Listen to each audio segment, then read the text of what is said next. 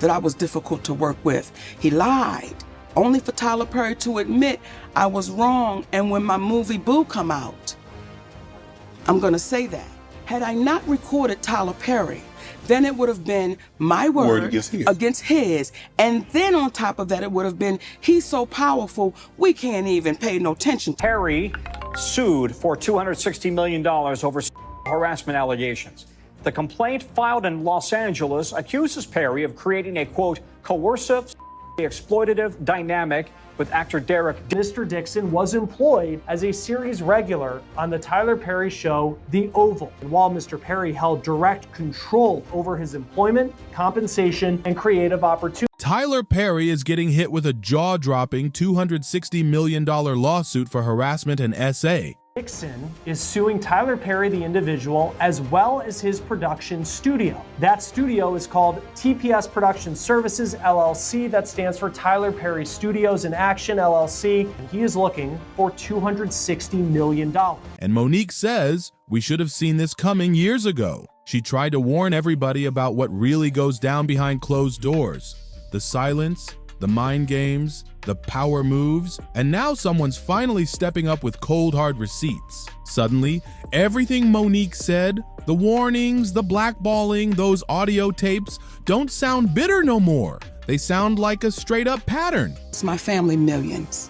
And you want to be compensated? Yes, I want to be very clear about that. Yeah, let's be real about it. This could be the moment the truth finally blows wide open and cracks the silence around one of Hollywood's biggest power players. They didn't whisper this time. They sued him loud and clear on paper for $260 million.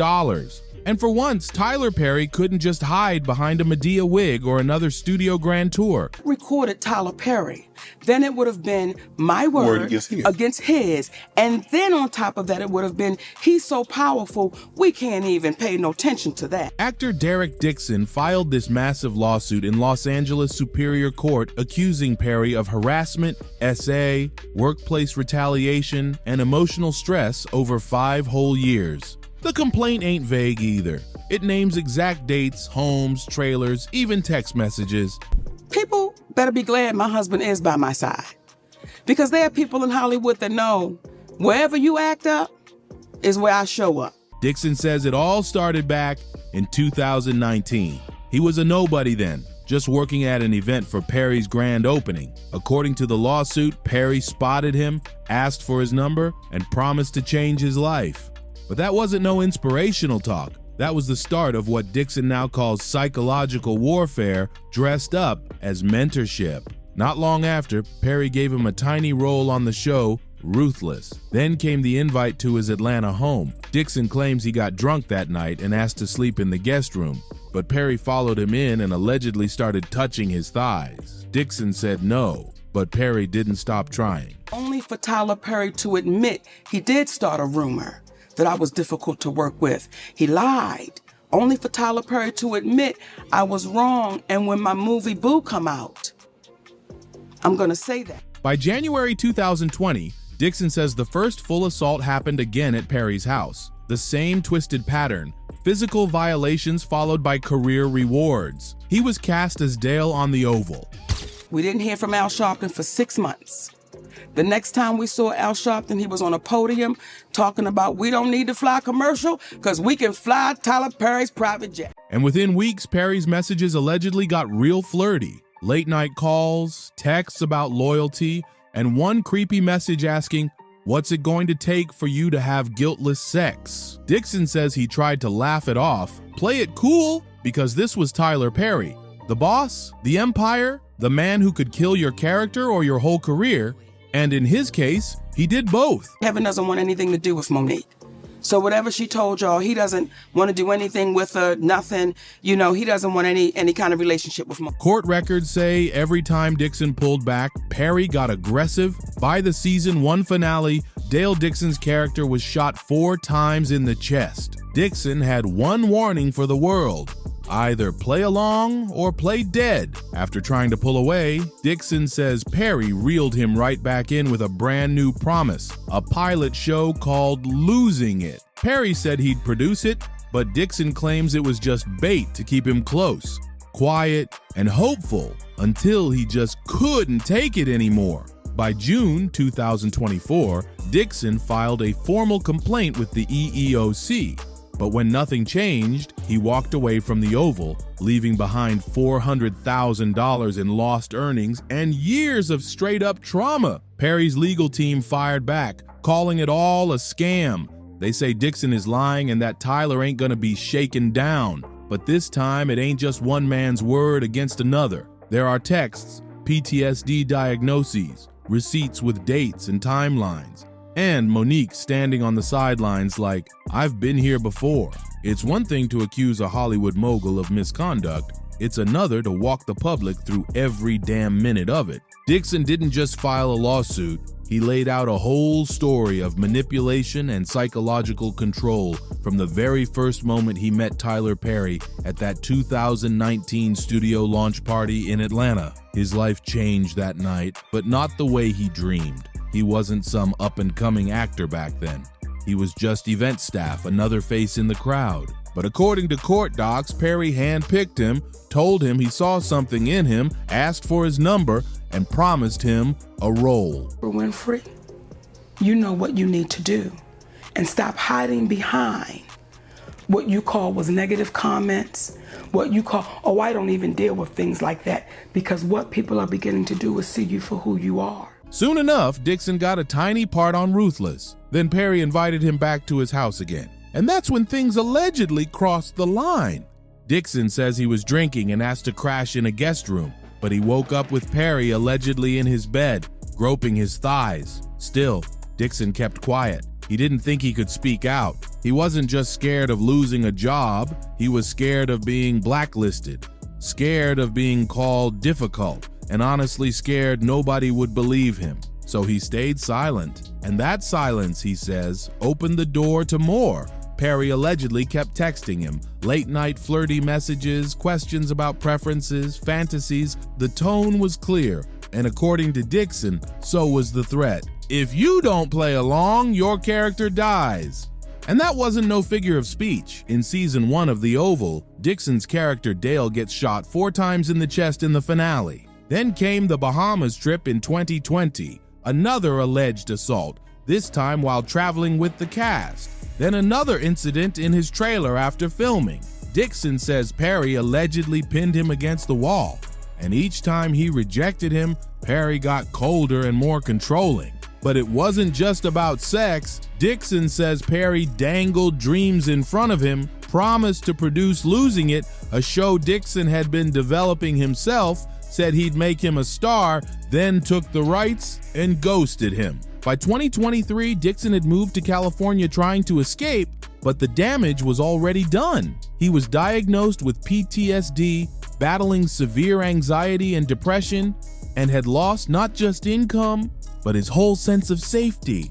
But belief in himself?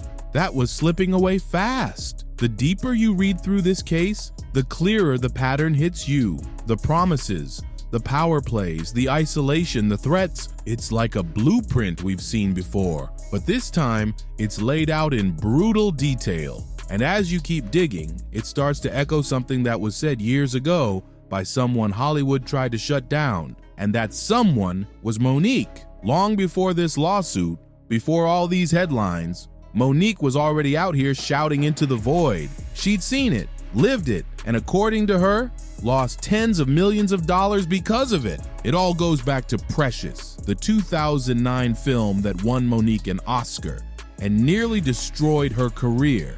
Why? Because she refused to travel overseas to promote the movie without getting paid for it. Monique says Tyler Perry, Lee Daniels, and Oprah Winfrey labeled her difficult, and that one word became poison. It blacklisted her from the very industry she helped build. And Perry? According to Monique, he admitted it. She begged him to clear her name, not in private, not through lawyers, but publicly, so everyone who believed the lie would finally hear the truth. He promised he would. When his movie Boo came out, he told her he'd go public. She even recorded the convo legally, she clarified, because she knew what would happen if she didn't. But that public apology never came. Instead, Perry allegedly told others he didn't want to revisit it.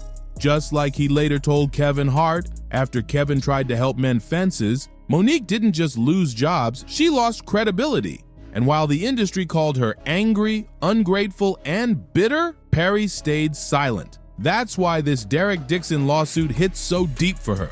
Because now someone else is saying it out loud. The same words, the same pattern, the same pain. A powerful man making promises, offering opportunity, then using silence and fear as weapons. Sound familiar? But it ain't just about Perry allegedly targeting young actors in trailers. It's about the machine that protected him, the silence that surrounded him, the doors that slammed shut behind Monique, even after winning an Oscar. She's not out here just seeking revenge. She's demanding public accountability and compensation. She's made that clear. This ain't about letting it go. It's about making it right. And if the industry had actually listened to her warnings back then, maybe Derek Dixon wouldn't be out here fighting the same damn battle today in Hollywood. Silence ain't just survival, it's currency. And when Monique broke that silence by hitting record, everything changed. Monique didn't just accuse Tyler Perry of sabotaging her career. She brought straight up receipts, a private conversation, a confession, Perry admitting he called her difficult, and that the label wasn't even true. That audio, legally recorded, was sent to civil rights leaders, industry friends, and public advocates. But the more she shared it, the quieter everyone else became. Reverend Al Sharpton, who first supported her after hearing the tape, he disappeared. Next time she saw him, he was on stage praising Tyler Perry. While flying on Perry's private jet, Monique called it what it was, the cost of complicity. Then came Stephanie Mills. Monique asked her to step in. Stephanie called up Perry and he agreed to meet, but only if Monique's husband wasn't there. That was his one condition. Monique refused because she knew that trick too well. She said, "That's how they move. Get the target alone. No witnesses, no protection, no backup." The same setup Derek Dixon described. Isolated, manipulated, surrounded by silence. And even when folks tried to help her, like Kevin Hart, the silence came back just as quick. Monique says Kevin offered to partner with her, even produce her show. He had her back strong, until his manager, Dave Becky, called their production partner and shut everything down. Monique called Kevin directly. He blamed it on miscommunication, promised to talk soon. That was 2 years ago. And she never heard from him again. The deeper Monique pushed for the truth, the louder the backlash got. Suddenly, she was labeled bitter, angry, hard to work with. The exact same words the industry used on Dixon. Indirectly, when Dixon rejected Perry's alleged advances, his character got shot 4 times on the Oval. Then Perry offered to buy his pilot, losing it. But according to Dixon, that was never about launching his show. It was about keeping him quiet. And when Dixon filed his EEOC complaint in 2024, Perry didn't back down. He allegedly sent fixers to offer him a raise, then disappeared. That show never saw daylight. Dixon left the Oval, and his career just went dark. Monique says it's always the same pattern. Use power to isolate, manipulate, silence, then deny. And if you push back, they label you the problem. You don't survive in Hollywood just by being talented. You survive by staying quiet, staying useful, and never calling out the gatekeepers. But Monique did, and she learned exactly what that costs. For years, Monique's been naming the same folks: Tyler Perry, Oprah Winfrey, Lee Daniels. But there was one moment that pushed her past the point of no return. When Oprah invited Monique's estranged family onto national television to discuss her childhood trauma without her consent. She says Oprah offered private sympathy, telling her husband, "I understand, you're right." But in public, nothing. No support, no correction, no apology. And when Monique confronted her about it, she says Oprah dodged, just like Perry. Monique wasn't asking for pity. She was demanding accountability. And she wasn't alone. She brought up Kevin Hart, not to drag him, but to show how quick everything shifts when the gatekeepers make that call. Kevin, she said, had her back. Kevin even wrote her a check when her family was struggling. He promised to produce with her, to get involved, to lift her up, until suddenly, he didn't. She called Kevin herself. He said it was a miscommunication and promised they'd talk the next week. That was 2 years ago, and she never heard from him again.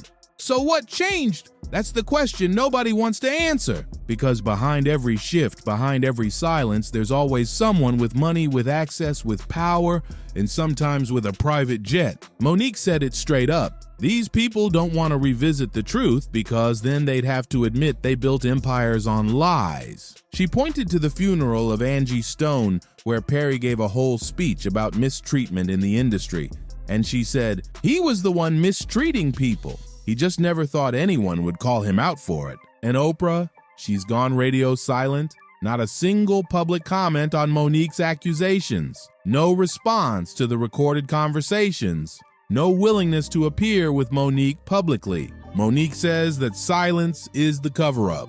And now, with Derek Dixon's lawsuit on the table, she's daring the whole industry to pretend they didn't see this coming. Because she's been telling us for years, and she's got the tapes to prove it. They call her bitter, angry, difficult, but Monique calls herself something else, undefeated. Because after all the years of rumors, retaliation, and whispers, she's still standing. And she's no longer just asking for respect. She's demanding compensation. Monique says she was making between $2 and $3 million a year before the fallout with Perry, Oprah, and Lee Daniels. But after refusing to do unpaid press for Precious, that income dried up overnight. She believes Perry's rumor that she was difficult to work with shut every door. Not because it was true, but because it was him saying it. And she's not relying on sympathy. She's relying on receipts. Audio recordings, direct admissions, conversations with Tyler Perry where he allegedly confesses to starting the rumor and even promises to fix it. Monique kept waiting, but all she got was silence, then avoidance, then conditions. Like Perry saying he'd only meet with her if her husband wasn't present. That's when she stopped waiting for closure and started demanding justice. She wants Perry to publicly admit what he said in private. She wants financial reparations for the opportunities she lost. And she wants Oprah to acknowledge how her choices, especially airing Monique's family drama, contributed to the public perception that Monique was unstable. Why would you have my mother on your show? In front of everyone? She asked. Monique ain't looking for a job. She ain't trying to get invited back to brunch. She wants accountability for herself, for her family, and now for Derek Dixon. Because Dixon's case mirrors hers too closely to ignore. The same pattern of manipulation, promises of career elevation, followed by silence and sudden setbacks. He too was dangled opportunities, like the losing it pilot Perry allegedly offered to produce, only to find out it was being used as leverage, not support. Monique says she sees herself in his story. Different victim, same system, and she's tired of being told to move on, because what she lost wasn't just roles or money, it was trust. Trust in the system, in the people who claim to be allies, and in the very voices that claim to protect Black artists. For Monique, justice ain't just about closure. It's about making the people at the top finally pay up, not just with empty words, but with real accountability. For decades, Tyler Perry was untouchable. From stage plays to billion-dollar studios, he became a symbol of Black success, a man who pulled himself up from nothing and built an empire, promising to uplift others along the way. But what happens when the man on that pedestal is the very one people need protection from? This lawsuit from Derek Dixon ain't just another scandal. It's a direct threat to everything Perry built. Because if these allegations are proven true, if he really used his power to pressure and exploit a younger actor, retaliate when rejected, and buy silence with promises, then everything he's built becomes evidence. Evidence of how someone can hide behind philanthropy, how power shields people from consequences, and how silence, even when bought, never lasts forever. Monique has seen it all before. The same studios that praise Black excellence on stage and screen will turn their backs on the people hurt behind the scenes. She says she's watched Perry's friends, producers, pastors, and industry leaders stay silent, either because they were benefiting or because they were scared. And if this lawsuit opens the floodgates, if Derek Dixon ain't the only one, then the myth of Tyler Perry, the benevolent creator, the community kingmaker, crumbles right in front of us. The implications are massive. Perry owns his own studio, controls his own productions, hires his own writers. If the court finds him guilty of retaliation or assault, not only could his company be forced to pay millions, but future projects could get frozen, partnerships revoked, reputations shattered, and for the whole industry, it could spark a deeper conversation about accountability, not just for white executives, but for black gatekeepers too. The ones hiding behind representation while exploiting the very people they claim to uplift. Monique's been saying this for over a decade. It ain't just about race, it's about power, and how that power is used to silence the most vulnerable. So what happens if Tyler Perry falls? Maybe the industry finally learns that representation means nothing without integrity. That image doesn't equal safety. That building a studio ain't the same as building a legacy. Let me know what you think about all this in the comments below. Don't forget to like, share, and subscribe for more deep dives just like this. And I'll catch you on the next one.